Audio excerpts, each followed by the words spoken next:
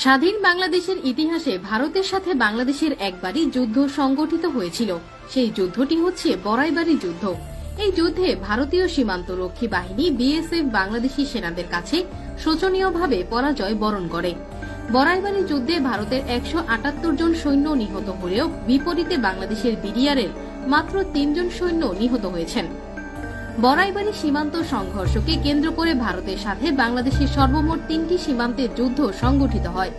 এর মধ্যে 2001 সালের 15 এপ্রিল সিলেটের পদুয়া সীমান্তে, 18 এপ্রিল কুড়িগ্রামের রৌমারী সীমান্তে এবং 19 এপ্রিল পুনরায় পদুয়া সীমান্তের কাছে ভারতীয় সৈন্যদের সাথে বাংলাদেশের বিডিআরের যুদ্ধ হয়। এই 3টি যুদ্ধে ভারতীয় সৈন্যরা বাংলাদেশি বিডিআরদের সৈন্যদের কাছে শোচনীয়ভাবে পরাজয় বরণ করেন। কিন্তু প্রশ্ন হলো, কেন ভারতের সঙ্গে বাংলাদেশের এই রক্তক্ষয়ী যুদ্ধ সংগঠিত হলো? ঠিক কি কারণে ভারতীয় বাহিনী বাংলাদেশের বড়াইবাড়ি গ্রাম দখল করতে আক্রমণ চালায়? ভারতের সাথে বাংলাদেশের বড়াইবাড়ি যুদ্ধ সংগঠিত হওয়ার লম্বা একটা পটভূমি রয়েছে। 1971 সালে বাংলাদেশ স্বাধীন হওয়ার পর থেকেই ভারতীয় সীমান্তরক্ষী বাহিনী বিএসএফ বাংলাদেশ সিলেটের পাদুয়া সীমান্ত এলাকায় নানা ধরনের অবৈধ কর্মকাণ্ড চালিয়ে আসছিল। এক পর্যায়ে ভারতীয় বিএসএফ সৈন্যরা রাতের আধারে বাংলাদেশের পাদুয়া সীমান্ত দখল করে নেয় এবং সেখানে একটি অস্থায়ী সেনা ঘাঁটি নির্মাণ করে। বাংলাদেশের মাটিতে ভারতীয় সেনা ঘাঁটি স্থাপনের খবরটি গ্রামবাসীরা বিডিআরের কাছে পৌঁছে দিলে বিডিআরের সৈন্যরা ভারতের বিরুদ্ধে তেলে বেগুনে জ্বলে ওঠে। বাংলাদেশের বিডিআর সৈন্যরা যে কোনো মূল্যে বাংলাদেশের পাদুয়া সীমান্ত এলাকা ভারতের দখলমুক্ত করতে দৃঢ় সংকল্প করেন। বাংলাদেশের সার্বভৌম এলাকার ওপরে ভারতীয় বিএসএফ এর এইরকম আচরণের প্রেক্ষিতে বিডিআর জওয়ানরা ভারতের ওপর ক্ষুব্ধ হয়ে ওঠে। বিডিআর সৈন্যরা পাদুয়া গ্রামটি ভারতের দখলমুক্ত করতে বিএসএফ এর ঘাঁটিতে অভিযান পরিচালনার সিদ্ধান্ত গ্রহণ করে। এপ্রিলের 15 তারিখ গভীর রাতে বিডিআর এর তৎকালীন মহাপরিচালক মেজর জেনারেল ফজলুর রহমানের নির্দেশে 400 জন বিডিআর সৈন্য পদুয়ার অভিযানে অংশগ্রহণ করে এবং বিডিআর এর সৈন্যরা পাদুয়ার ভারতীয় বিএসএফ ক্যাম্প ঘেরাও করে ফেলে। সে সময় পাদুয়া ক্যাম্পে ভারতীয় বিএসএফ এর প্রায় 70 জনের মতো সৈন্য ছিল, কিন্তু বাংলাদেশের বিডিআর সৈন্যদের মাত্র 6টা গুলি ফায়ার করার পরপরই বিএসএফ এর 70 জন সৈন্য বিডিআর এর কাছে নিঃশর্ত আত্মসমর্পণ করেন এবং বিডিআর পদুয়া ক্যাম্পের পূর্ণ নিয়ন্ত্রণ নিয়ে নেয়। পাদুয়া যুদ্ধে বাংলাদেশের বিডিআর এর কাছে পরাজিত হওয়ার পর বিডিআর এর ওপর প্রতিশোধ নিতে মরিয়া হয়ে ওঠে বিএসএফ। এই ঘটনার 2 দিন পর পাদুয়া থেকে 800 কিলোমিটার দূরে বাংলাদেশের বড়াইবাড়ি সীমান্ত দিয়ে ঢুকে বিডিআর এর ঘাঁটিতে ভারী অস্ত্রসহ হামলা চালায় বিএসএফ। এজন্য তারা আসামের গুয়াহাটি থেকে কয়েকশো বিএসএফ আর বিভিন্ন অস্ত্রশস্ত্র আনা হয় বাংলাদেশের বড়াইবাড়িতে আক্রমণ করার জন্য। 18 এপ্রিল ভোররাত 3টায় বড়াইবাড়ি গ্রামের সাইফুল ইসলাম নামের একজন কৃষক ধান খেতে সেচ দিতে গিয়ে দেখতে পান শত শত ভারতীয় বিএসএফ সৈন্য সাজোয়া গান, মেশিন গান আরো বিভিন্ন অস্ত্রশস্ত্র ও বিপুল পরিমাণ সৈন্য নিয়ে কাঁটাতারের বেড়া পেরিয়ে বাংলাদেশের অভ্যন্তরে ঢুকে পড়েছে। এসব ভারতীয় সেনা দলের প্রধান উদ্দেশ্য ভোরের আলো ফোটার আগেই বিডিআর এর বড়াইবাড়ি ক্যাম্প দখল করে নেওয়া। তখন ভারতীয় বিএসএফ এর একজন সদস্য সাইফুল ইসলামের কাছে হিন্দি ভাষায় জানতে চান বিডিআর ক্যাম্প কোথায়। হিন্দি ভাষায় কথা বলার কারণে সাইফুল ইসলাম সহজেই বুঝতে পারেন এরা ভারতের বিএসএফ এর সদস্য। তখন সাইফুল ইসলাম বুদ্ধি করে বিএসএফ কে বিভ্রান্ত করার উদ্দেশ্যে বিডিআর ক্যাম্পের মতো একটি পরিত্যক্ত বাড়ি দেখান, আর বিএসএফ সেটাকে ক্যাম্প ভেবে এগোতে থাকে। এই সুযোগে সাইফুল ইসলাম বড়াইবাড়ি ক্যাম্পের বিডিআর সদস্যদের এই ঘটনা জানান। তখন বিডিআর সদস্যরা স্থানীয় গ্রামবাসীদের নিরাপদ স্থানে নিয়ে যান এবং ভারতীয় বিএসএফ সৈন্যদের মোকাবেলা করার জন্য প্রস্তুতি নিতে শুরু করেন। সাইফুল ইসলাম যখন বিডিআর ক্যাম্পে যান তখন সেই ক্যাম্পে মাত্র 8 জন বিডিআর সদস্য ছিল। অপরদিকে বাংলাদেশের ভেতরে ঢুকে পড়া ভারতীয় সেনাবাহিনী ও বিএসএফ এর সম্মিলিত সেনা সংখ্যা ছিল প্রায় 500 জনেরও বেশি। ভারতীয় সেনাদের তুলনায় বাংলাদেশের বিডিআর সৈন্য সংখ্যা অতি নগণ্য হলেও কিন্তু বিডিআর এর প্রতিটি সৈন্যর মনে ছিল অসীম সাহস, আর সেই সঙ্গে দেশের প্রতিটি ইঞ্চি মাটি রক্ষা করার দৃঢ় সংকল্প।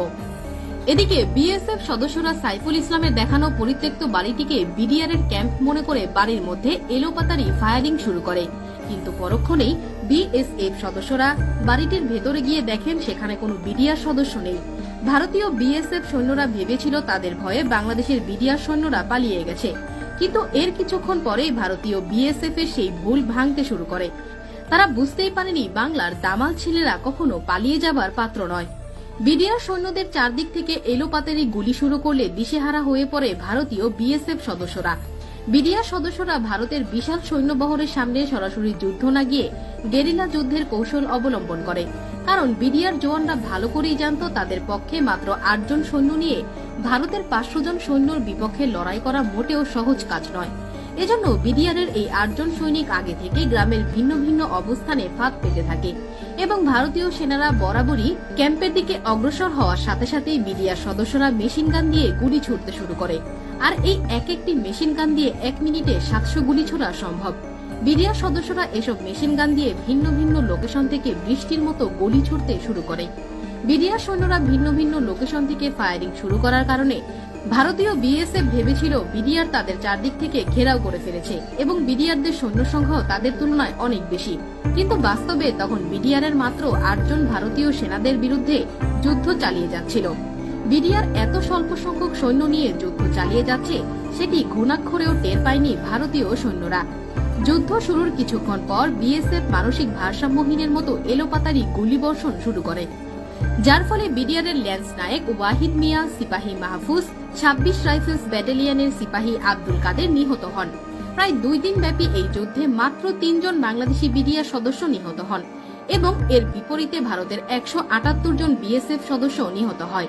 এরপর গ্রামবাসীদের কাছ থেকে খবর পেয়ে পার্শ্ববর্তী ইসলামারি ক্যাম্প থেকে আরো 6 জন বিডিআর সদস্য বড়াইবাড়ি ঘাটির বিডিআর সদস্যদের সাথে মিলে ভারতীয় বিএসএফ এর বিরুদ্ধে যুদ্ধ করে। তারপর বিডিআর এর আক্রমণকে আরো শক্তিশালী করার জন্য হানাদার বিএসএফ কে বাংলাদেশের ভূমি থেকে বিতাড়িত করার জন্য বিডিআর এর সদর দপ্তরের নির্দেশনায় রংপুর, জামালপুর, ময়মনসিংহ ও কুড়িগ্রাম থেকে অতিরিক্ত বিডিআর সদস্য বড়াইবাড়িতে পৌঁছালে ভারতীয় বিএসএফ পিছু হটতে বাধ্য হয় আর আত্মসমর্পণ করতে বাধ্য হয়। কাপুরুষ বিএসএফ সদস্যরা বিডিআর সৈন্যদের প্রবল প্রতাপের সামনে টিকতে না পেরে পালিয়ে যাওয়ার সময় বাংলাদেশি নিরীহ গ্রামবাসীর 86টি বাড়ি জ্বালিয়ে দিয়েছিল। কিন্তু বাড়িগুলোর ভেতর মানুষ বিডিআর সদস্যদের তত্ত্বাবধানে আগে নিরাপদ স্থানে চলে যাওয়ায় তাদের কোনো ক্ষতি হয়নি।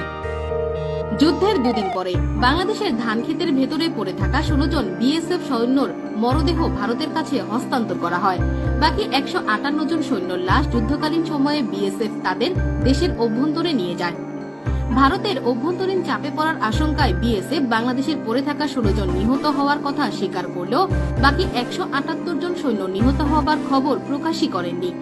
প্রত্যক্ষদর্শীরা জানায় বিএসএফ তাদের অনেক সৈন্যর লাশ ভারতের ভেতরে টেনে নিয়ে যায়। পরবর্তীতে বাংলাদেশ সরকার বড়াইবাড়ি যুদ্ধের স্মৃতিকে স্মরণীয় করে রাখার জন্য সেই পরিত্যক্ত বাড়িটির ওপর বিএসএফ এর গুলির চিহ্ন সংরক্ষণ করে। স্ক্রিনে দেখানো বাড়িটির ওপর আপনি গোলাকৃতির যে চিহ্নগুলো দেখছেন, এটাই হচ্ছে পরিত্যক্ত বাড়িটির ওপর বিএসএফ এর গুলির চিহ্ন। এমনকি বাংলাদেশ সরকার নিহত 3 জন বিডিআর এর সৈন্যদের সম্মানে একটি স্মৃতিসৌধ ও নির্মাণ করেন। কুড়িগ্রামের বড়াইবাড়ির মানুষ আজও নিহত এসব বিডিআর সৈন্যকে শ্রদ্ধা ভরে স্মরণ করে। সরকারি হিসেবে যুদ্ধের কারণে সে সময় প্রায় 2 কোটি টাকার সম্পদ ক্ষতিগ্রস্ত হয়। পরবর্তীতে দিল্লি এবং ঢাকার মধ্যস্থতায় বিষয়টি মীমাংসিত হয় এবং যুদ্ধ সমাপ্তি লাভ করে। রৌমারীর ঘটনার পর মেজর জেনারেল ফজলুর রহমানকে বিডিআর এর প্রধানের পদ থেকে সরিয়ে সেনাবাহিনীতে ফেরত আনা হয়।